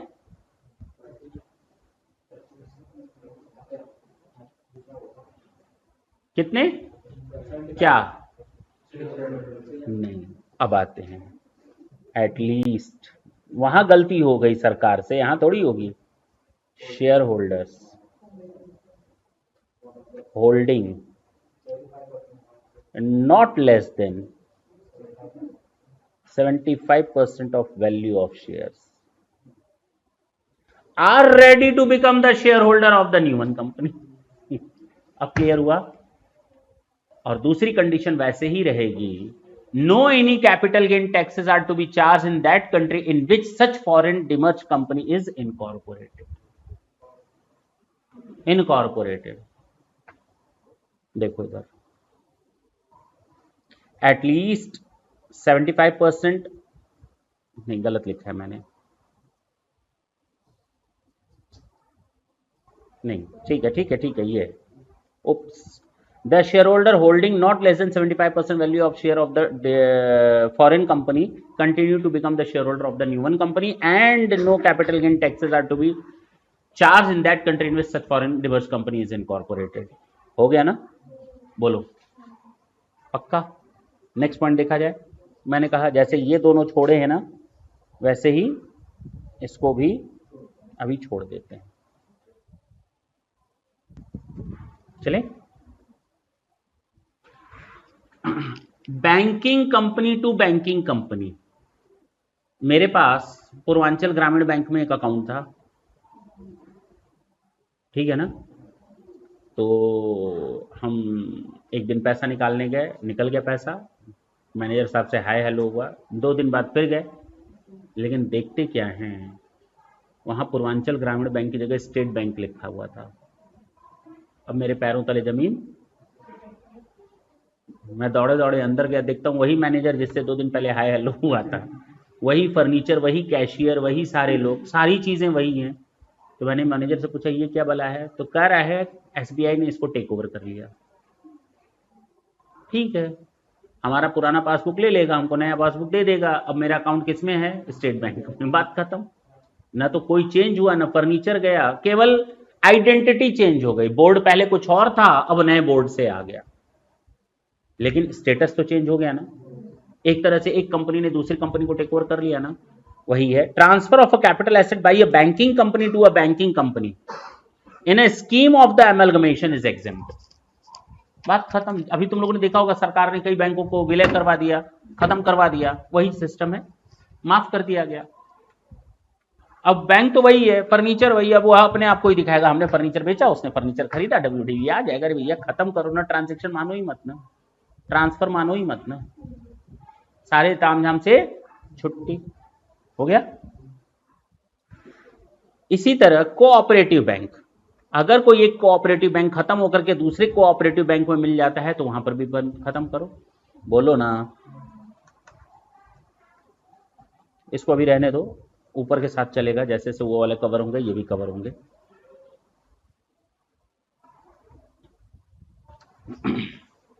वैसे ये हट चुका है, ये हट चुका है, लेकिन मैं बता दे रहा हूं।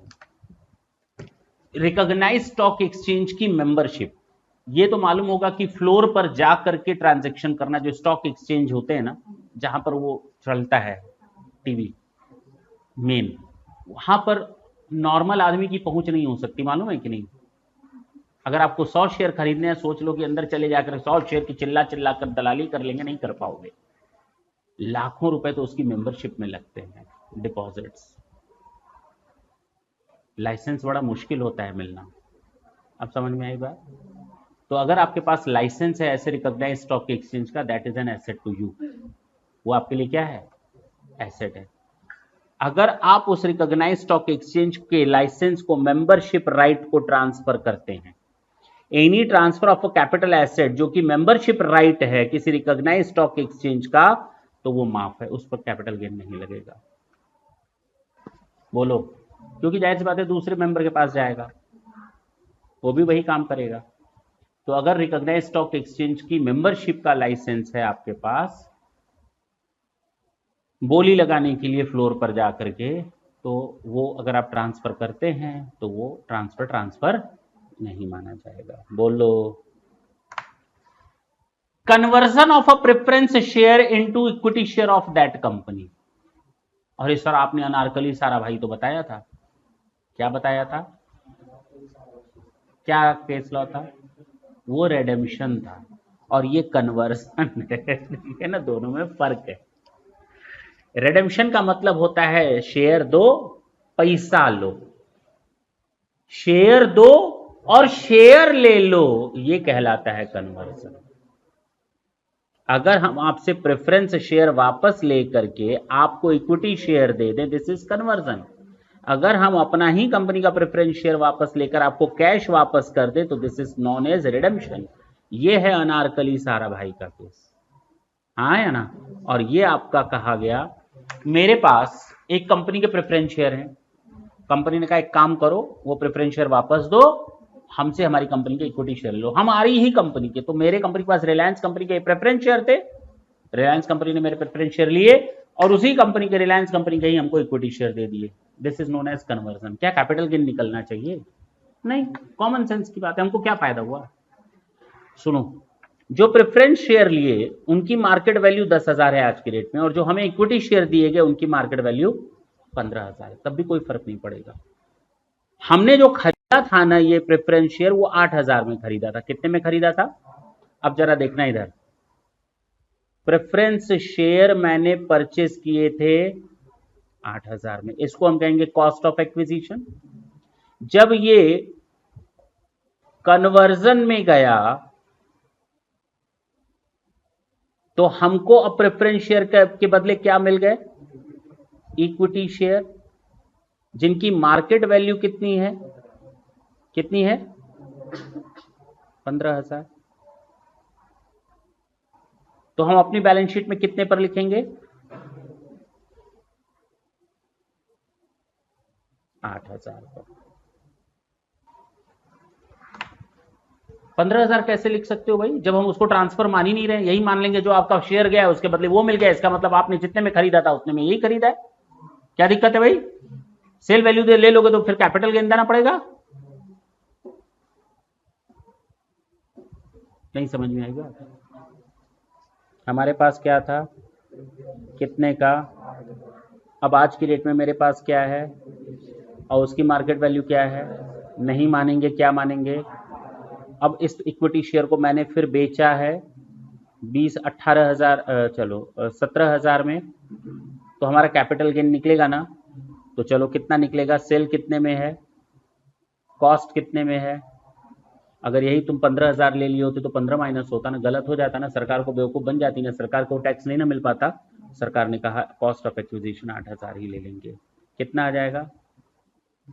अगर पार्ट पार्ट में सरकार टैक्स लेती तो भी वही होता है। यहां पर सरकार टैक्स ले लेती तो 7,000 यहां पर लेती और इन दोनों का डिफरेंस 2,000 यहां पर ले लेती, तब भी देखो 9,000 आता ना, 9,000 ही आता, कोई फर्क नहीं पड़ता। लेकिन सरकार ने कहा हम इसको ट्रांसफर मानेंगे ही नहीं और आपके लिए कॉस्ट वही रहेगी 8,000। बात खत्म, एक लाइन की बात है। फिर से शुरू से देखिए क्या क्या बता दिया। पहला पॉइंट पार्टीशन ऑफ एचयूएफ, दूसरा गिफ्ट विल और इरेवोकेबल ट्रस्ट, तीसरा holding to subsidiary, subsidiary to holding, fourth amalgamation, fifth foreign amalgamating to foreign amalgamated, six demerged to resulting, seventh foreign demerged to foreign resulting, eighth banking company to banking company, cooperative bank to cooperative bank, redemption, conversion of a preference share into equity share, हाँ या ना? 10 point तो तुम लोगों ने कर लिए, तो 30 का 1/3 तो तुम लोगों ने कर लिया, 33%।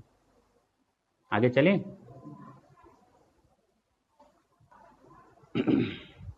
मेंबरशिप एक और था, रिकॉग्नाइज्ड स्टॉक एक्सचेंज की मेंबरशिप। चला देखो आगे। हम कंपनी है, हमने आपको डिवेंचर स्टॉक दिया हुआ है। अब हम अपनी ही कंपनी के आपसे डिवेंचर वापस ले रहे हैं, आपको शेयर दे रहे हैं। डिवेंचर स्टॉक वापस ले रहे हैं, डिवेंचर या शेयर्स दे रहे हैं। डिवेंचर लेकर क्या दे रहे हैं? शेयर। डिवेंचर स्टॉक लेकर के या तो शेयर दे रहे हैं या डिवेंचर, बात तो वही पड़ी। वही कन्वर्जन वाला जो अभी मैंने बताया, सेम वही चीज, कॉपी एंड पेस्ट। क्या फर्क है? बात समझ में आई ना? कहता है conversion of bonds, debenture stock और deposit certificate of a company into share और debenture of the same company is exempt. सही भी है। अभी तक हम कन्वर्जन ऑफ प्रेफरेंस शेयर की बात कर रहे थे, प्रेफरेंस शेयर को हटाओ जरा, डिवेंचर स्टॉक, डिपॉजिट सर्टिफिकेट्स की बात कर लो। अगर कंपनी अपनी ही कंपनी के डिवेंचर स्टॉक और डिपॉजिट सर्टिफिकेट्स लेकर के अपनी ही कंपनी के शेयर और डिवेंचर इश्यू कर दे तो एग्जेम्प्ट होता है। बात खत्म हो गई, सिंपल है। क्या दिक्कत है?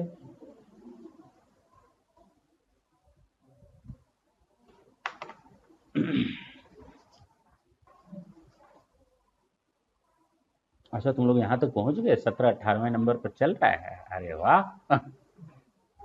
तुम लोग तो बड़े तेज आदमी हो। ढंग से सुनना, क्योंकि ये जो टॉपिक अब हम बताने जा रहे हैं, ये फाइनेंशियल मैनेजमेंट का 5 नंबर का क्वेश्चन आता है, यहीं पर कवर कर दे रहे हैं, एफएम में हम ये नहीं पढ़ाएंगे।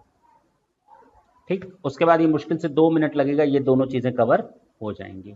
ठीक है ना? चलें, तुम लोग 3 चीजें पढ़ोगे, एडीआर, जीडीआर एंड एफसीसीबी। एडीआर का मतलब होता है American depository receipts,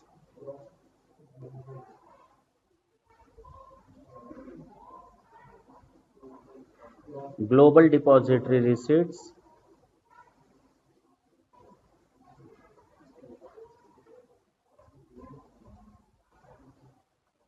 foreign currency convertible bond.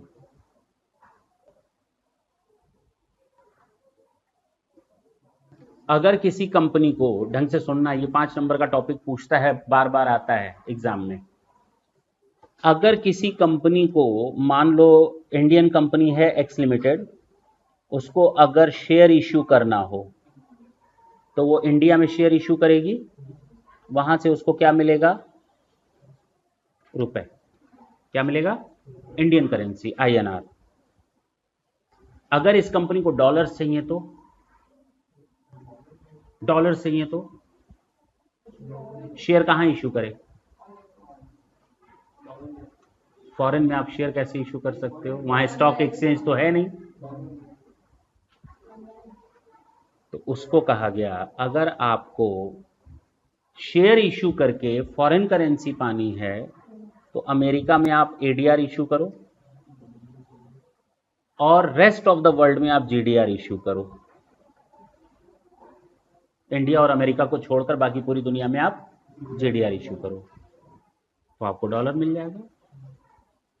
Euro में पैसा चाहिए तो जीडीआर इश्यू करो, येन में पैसा चाहिए इधर जाओ, पौंड में पैसा चाहिए इधर जाओ, शेयर के बदले शेयर इश्यू करो। लेकिन अब शेयर को हम शेयर नहीं बोलेंगे, एडीआर या जीडीआर बोलेंगे, अमेरिकन डिपॉजिटरी रिसिट। और तो ये फॉरेन फंडिंग होती है, फॉरेन से पैसा उठाना। ठीक, तो अगर हम फॉरेन से पैसा उठा रहे हैं तो मेरे पास क्या आएगा वहां से? डॉलर, यूरो, पौंड, हाँ या ना, येन, कुछ भी आ सकता है, आएगा।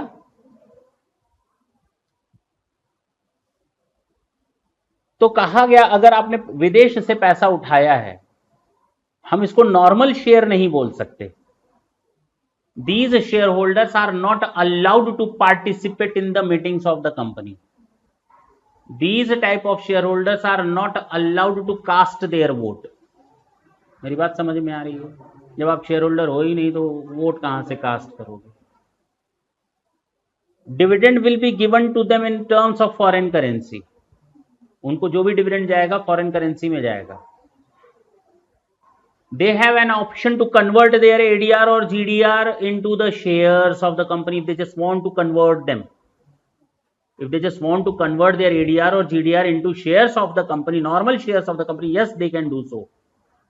वो चाहें तो ADR और GDR को नॉर्मल शेयर्स में कन्वर्ट करवा सकते हैं। Once they will get convert, now they are normal shareholder and they can cast their vote, they can participate in the meetings of the company, and now further they will get the dividend in terms of rupees. Yes or no? एक बार अगर आपने conversion करवा लिया ADR GDR से normal share holder में, now अब आप लाख हाथ पैर मार लो, दोबारा एडीआर जीडीआर में आप कन्वर्ट नहीं हो सकते। बात समझ में आई? ADR GDR is over. अगर किसी कंपनी को डिवेंचर से पैसा उठाना है तो इंडिया में डिवेंचर से पैसा उठा सकती है, लेकिन अगर फॉरेन फंडिंग करके डिवेंचर से पैसा डॉलर में उठाना हो तो एफसीसीबी से उठा सकती है। कहां से? जिसको हम कहते हैं फॉरेन करेंसी कन्वर्टेबल बॉन्ड।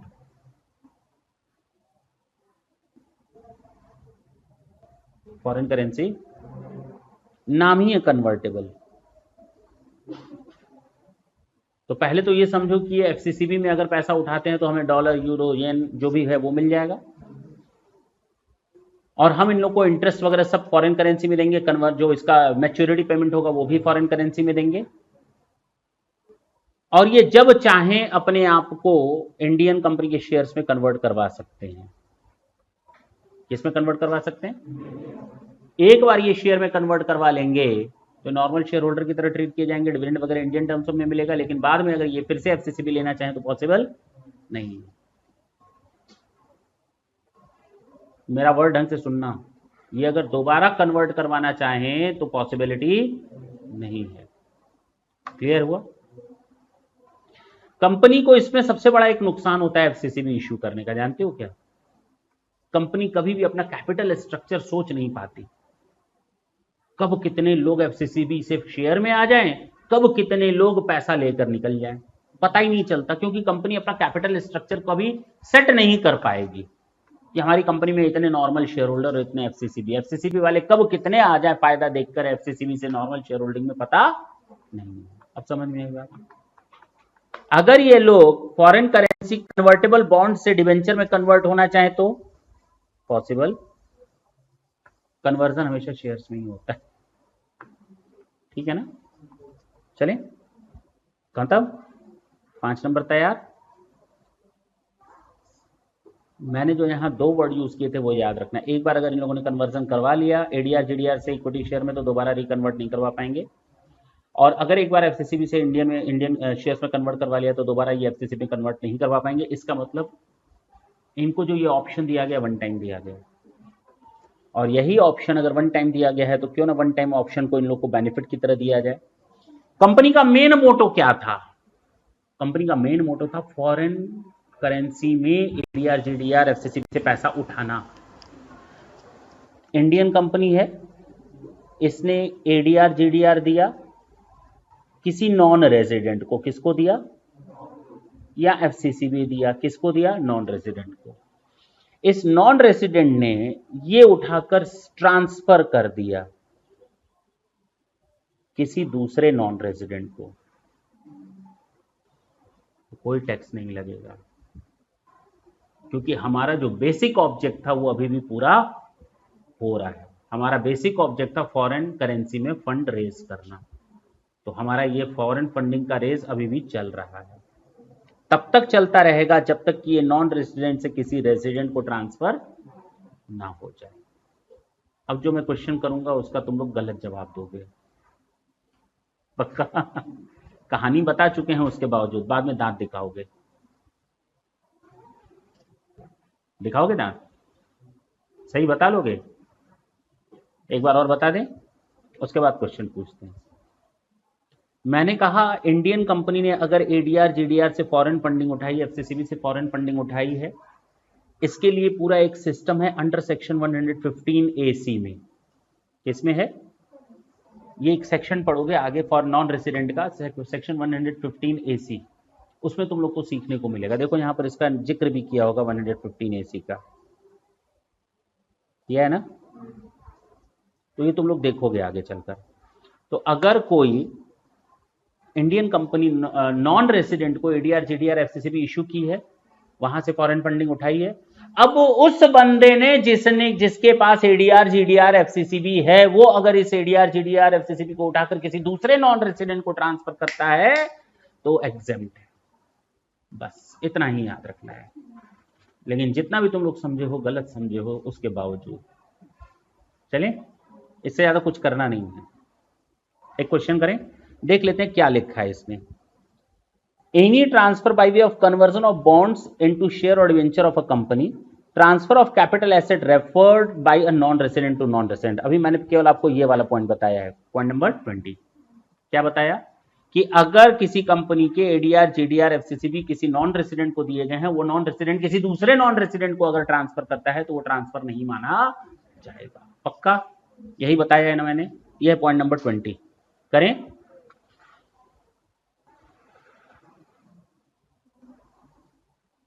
ये सब डिलीट।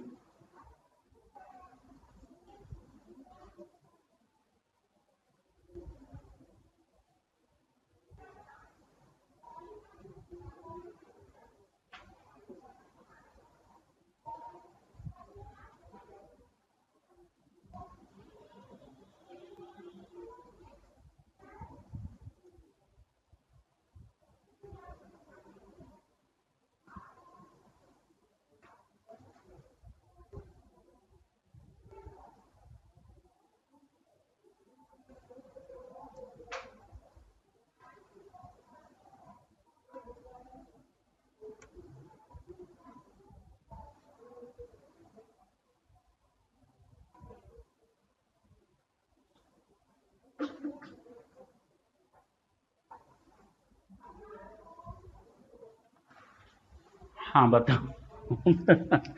तुम लोग अब हमें रिजल्ट बताओ।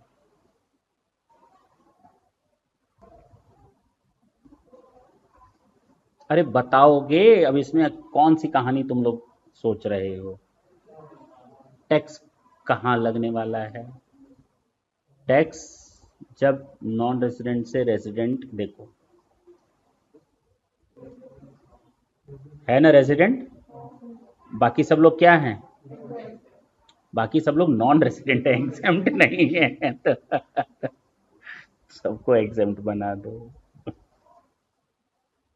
ये क्या है? बोलो ना। ये क्या होगा लास्ट वाला? लास्ट वाला क्या होगा? लास्ट वाला टैक्सेबल होगा। इसके अलावा सब क्या होंगे? एग्जेम्प्ट, एग्जेम्प्ट, एग्जेम्प्ट, और ये लास्ट वाला। कोई दिक्कत इसमें? चलें आगे, बताएं। अरे बोलो ना। गलत है। सॉरी, तो ये कहाँ गया था दिमाग? मैंने कहा था अरे भाई ये तो रेजिडेंट से रेसिडेंट को बेचा है, ये तो बात ही नहीं हो रही इस सेक्शन में। इस सेक्शन बात हो रही है जब किसी नॉन रेजिडेंट से रेजिडेंट को बेचा जाएगा तो वो टैक्सेबल हो जाएगा। हम इसकी बात कर रहे हैं। हम तो कहे ना गलत बताओगे। ये तो बात ही नहीं हो रही, ये तो टैक्सेबल है ही। तुम लोग नहीं भी पढ़ते तो भी ये टैक्सेबल था। अब समझ में आई बात? ये है taxable. exemption under section 47 not available. That's it, this is your answer. Note कर लो, लिख देते हैं विद रेस्पेक्ट टू, रेस्पेक्ट दे दे रहे हैं, पॉइंट नंबर 20।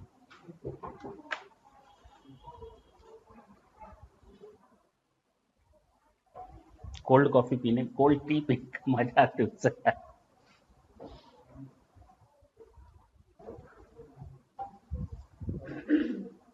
समझ में आई बात? एक बार पूरा देखा जाए शुरू से।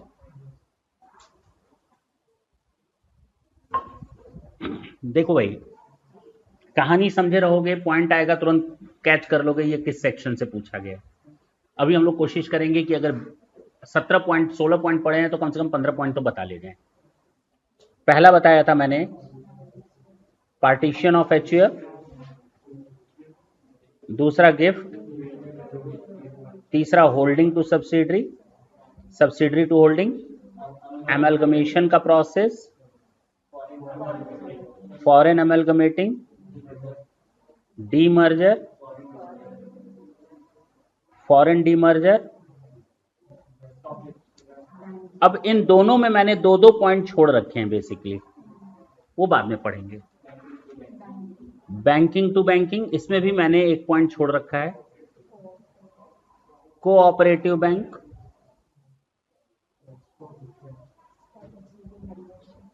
Membership of recognised stock exchange,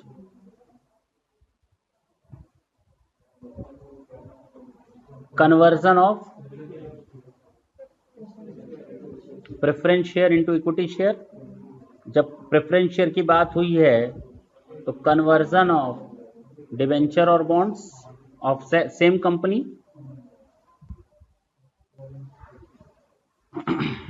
banking हो गया, कोऑपरेटिव हो गया, बैंकिंग मेंबरशिप हो गया, कन्वर्जन हो गया। हाँ बस यही है, जीडीआर और एडीआर और एफसीसीबी। देख लेते हैं कुछ छूटा ना हो। 1 2 3 4 सब हो गया, ठीक है ना?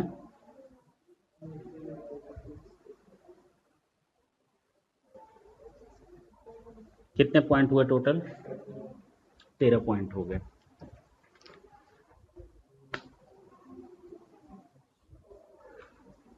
घबराहट नहीं ना हो रही है?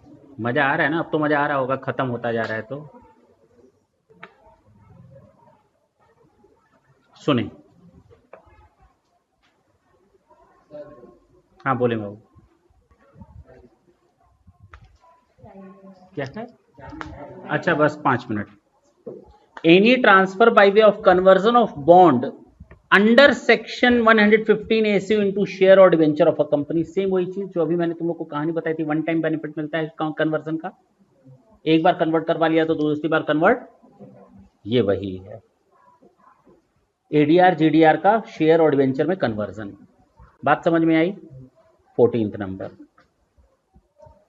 कन्वर्जन, ये है non resident to non resident transfer करने का, ये है conversion of ADR GDR to share और डिवेंचर। ठीक, ये वन टाइम ही मिलता है। चल सकते हैं आगे, दोनों पॉइंट हो गए। ये सोवर्ण गोल्ड डिपॉजिट बॉन्ड्स क्या होते हैं? है क्या गवर्नमेंट ने कहा कि भाई आप लोग अपने जेब में सोना लेकर के घूम रहे हैं, सोना कितना सोना है, सोनी जैसा तेरा मन, है ना गाना, आप लोग सोना कितना लेकर के चल रहे हैं, मत ले चलो, आप इसको बैंक में डिपॉजिट करो और गवर्नमेंट से बॉन्ड ले लो। क्या ले लो? बॉन्ड ले लो, जिसको अब हम कहेंगे सोवर्ण गोल्ड डिपॉजिट बॉन्ड। अब आपका सोना उस कागज के फॉर्म में गया, कागज पे लिखा रहेगा यू होल्ड इतना ग्राम सोना from this one data to date to this one date, यानी उस सर्टिफिकेट की एक वैलिडिटी पीरियड है, हाँ या ना? तो अब आपका सोना किस फॉर्म में है? सर्टिफिकेट के फॉर्म में है। वो सोना आपने किसको दे दिया? गवर्नमेंट को दे दिया। गवर्नमेंट उस सोने का क्या करेगी? एज अ सिक्योरिटी रखेगी और अपने फाइनेंस को बढ़ाएगी। जो आपका पैसा होता है ना, उस पर देखो 100 रुपए के नोट पर, 500 रुपए के नोट पर क्या लिखा रहता है? गारंटेड होता है। वो गारंटेड और सिक्योर्ड किसके अगेंस्ट होता है? गोल्ड के अगेंस्ट होता है। ऐसा नहीं गवर्नमेंट जब चाहे नोट छापती चली जाए, उसकी एक लिमिट होती है। जब किसी कंट्री के साथ युद्ध होता है तो क्यों आखिर उसकी वैल्यू कम होती जाती है पैसों की? इसी रीजन से, क्योंकि वो कंट्री ज्यादा से ज्यादा नोट छापती है, सिक्योरिटी कम होती चली जाती है, इसलिए उसकी वैल्यू कम होती जाती है। ठीक है ना? तो उस देश की फिर करेंसी पर कोई भरोसा नहीं करता। बोरा लेकर के जाओगे, 1 किलो आलू खरीद कर आओगे। हाँ भाई, तो इसीलिए अब सोने पर उस समय देखो ना, अफगानिस्तान में शायद हुआ था शुरू में, जब 15-20 साल पहले ऐसी लड़ाई हो रही थी, तो उन लोगों ने अपील की थी अपने लोगों से कि आप लोग जितना गोल्ड है लेकर आए। तो लोग सोना ले गए थे, लाइन लग गई थी उस समय। हम तो न्यूज़ उस समय दूरदर्शन चलता था तो देखा था, आज भी सीन है कि लोग लाइन लगाकर अपना सोना गवर्नमेंट ऑफ अफगानिस्तान उस समय दे रहे थे, क्योंकि उसकी वैल्यू थी। उन लोगों को क्या चाहिए था? बम वगैरह चाहिए थे, मिसाइल्स वगैरह चाहिए थी। तो कहता है sovereign gold deposit bond, any redemption of sovereign gold deposit bond under the scheme shall not be treated as transfer, और ये बेनिफिट केवल एक इंडिविजुअल को मिलेगा।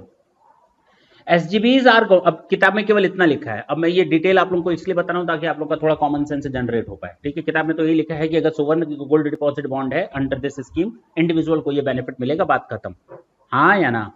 हमारे पास क्या आ गया? सोना था, मैंने 500 ग्राम सोना उठा करके गवर्नमेंट के अकाउंट में जमा कर दिया। गवर्नमेंट ने हमको क्या दिया उसके बदले? एक सर्टिफिकेट दे दिया।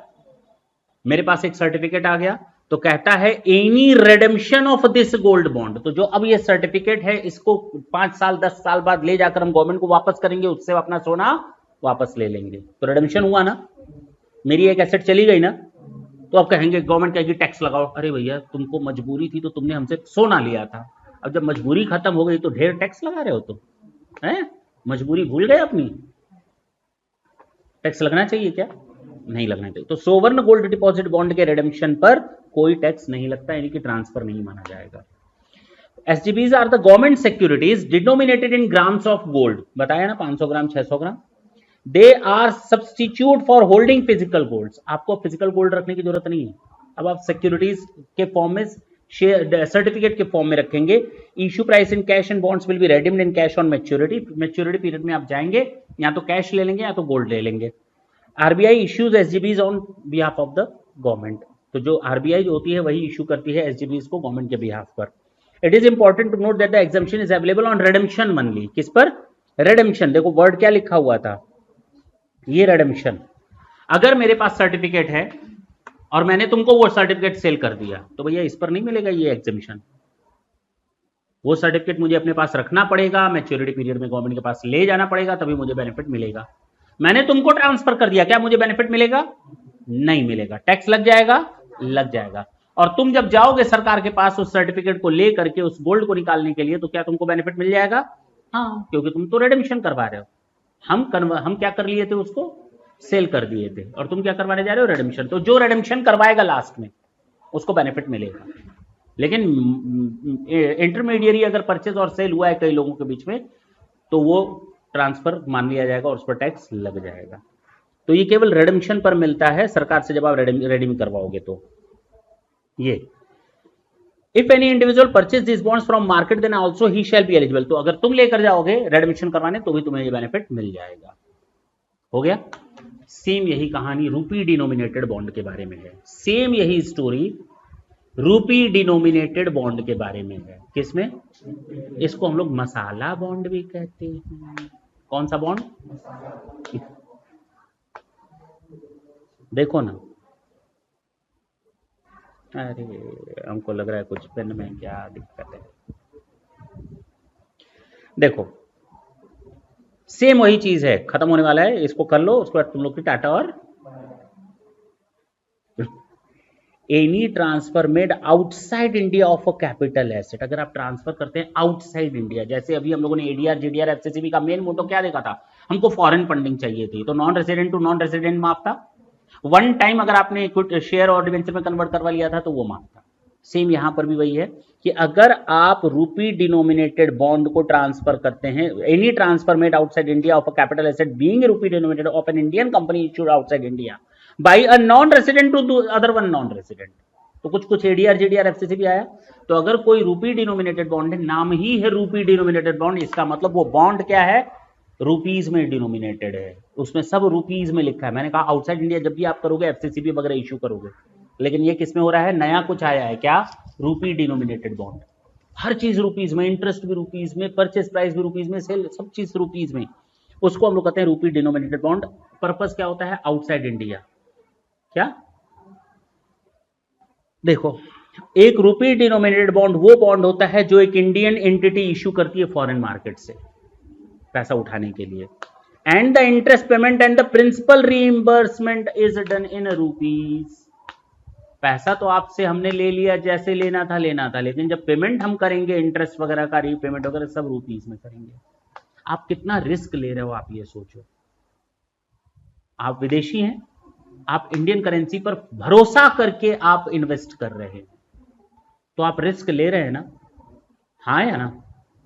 क्योंकि इंडियन करेंसी हमेशा देखो तो डॉलर के मुकाबले कमजोर ही होती है इन टोटालिटी देखो तो। अगर आज तक की बात करें तो 1 पैसे से कमजोर हो गया, 2 पैसे से कमजोर हो गया, तो उसका खामियाजा उसको भुगतना पड़ेगा जिसने हमारे करेंसी पर भरोसा किया। इसका मतलब ये हुआ। अच्छा, तो कहता है and interest payment and principal reimbursement are denominated in terms of rupees. The peculiarity of rupee denominated bond is that buying of bond, interest payment and repayment all express in terms of rupees. सारी चीजें rupees में लिखी रहती हैं उस bond में। All payments are converted into corresponding dollar value at the time of the payment. हर चीज रुपीज में लिखी रहेगी, लेकिन जब हम पेमेंट करेंगे तो हम डॉलर में करेंगे। तो एक्सप्रेस किस में है? तभी तो करें मसाला है। मसाला किस चीज का? लिखा है रुपीज में, दे रहे हैं बॉन्ड फॉरेन करेंसी में, लेकिन रिस्क तो आपको उठाना पड़ा। मैंने कहा 10% इंटरेस्ट से देना है, तो 10% इंटरेस्ट किस पर कैलकुलेट करेंगे? रुपीज में। उसको फिर कन्वर्जन किस में करेंगे? डॉलर को बेस लेकर के डॉलर में कन्वर्ट करेंगे। तो आप रिस्क तो उठा रहे हो ना? नहीं समझे? अगर हम डॉलर में आपको इंटरेस्ट का पेमेंट करते तो रिस्क आपका नहीं होता, क्योंकि आपको डॉलर का डॉलर के टर्म्स में मिल रहा है। लेकिन पहले हम रुपीज में कन्वर्ट कर रहे हैं, रुपीज में निकालने के बाद उसको डॉलर में कन्वर्ट कर रहे हैं, इसका मतलब वहां पर आपको नुकसान होने के चांसेस हैं। तो the term masala bond is also used to describe rupee denominated.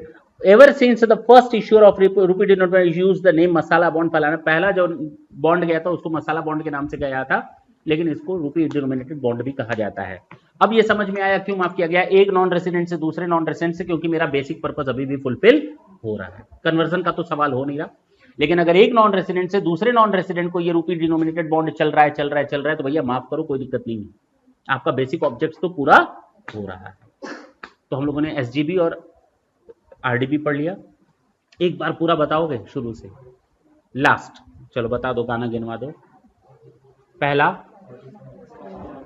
Partition of HUF, दूसरा गिफ्ट विल और इरिवोकेबल, तीसरा holding to subsidiary amalgamation, foreign amalgamation to foreign amalgamating, demerger, foreign हाँ, banking to banking, cooperative to cooperative, हाँ, membership of a stock exchange, हाँ, देखो देख देख कर बता रहा है, conversion of preference share into equity share, conversion, हाँ, रिडेम्पशन, अनारकली सारा भाई में चला जाएगा, हाँ बोलो आगे, कन्वर्जन ऑफ डिवेंचर स्टॉक और deposit certificate into the debenture and shares of the same company, हाँ, एडीआर, जीडीआर और एफसीसीबी, 2 पॉइंट थे इसमें, एक कन्वर्जन का था इस शेयर में और non resident to non resident का था, 2 पॉइंट थे, और 15 पॉइंट हो गए तुम लोग के, और सोवन गोल्ड डिपॉजिट बॉन्ड और मसाला बॉन्ड, रुपये डिनोमिनेटेड बॉन्ड, 1-2 छूटा होगा देख लेना, हमारे हिसाब से छूटा तो नहीं होगा, नहीं छूटा है ना, चलो बधाई हो, लगभग 50% लिस्ट आप लोगों ने कर ली, सोचो आराम से हो गई ना। आज के लिए इतना बहुत है, नेक्स्ट सेशन में अभी लिस्ट और चलेगी, और इस चैप्टर को खत्म करने के लिए बहुत इंपॉर्टेंट होता है कि सेक्शन 47 को खत्म किया जाए, इसके बाद बहुत छोटे छोटे पॉइंट्स आएंगे, लेकिन सारे क्वेश्चन में ये कनेक्ट होगा कहीं ना कहीं से, कोई भी क्वेश्चन ऐसा नहीं बनता नॉर्मली एग्जाम में जो इसमें ये पॉइंट ना कवर हो, ठीक है, टाटा बोले, थैंक यू बच्चों।